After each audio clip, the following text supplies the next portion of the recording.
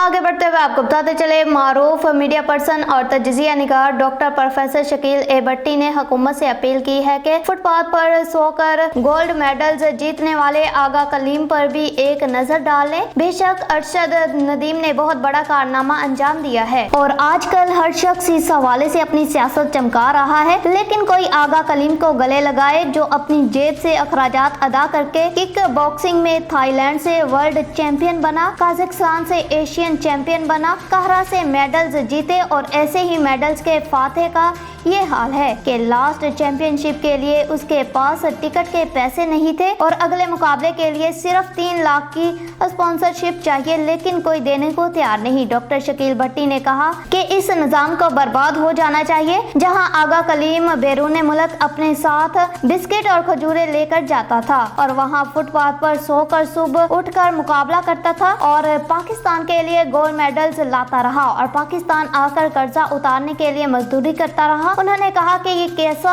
जुल्म है कि ऐसा सुनहरी टैलेंट एक एक पाई का मोहताज है और यहाँ के अरबाबे अख्तियार महज दिखावा करके अपनी मफलूज सियासत में जान डालने की कोशिश कर रहे हैं। उन्होंने पूरी कौम से सवाल किया कि है कोई आगा कलीम की मदद करने वाला।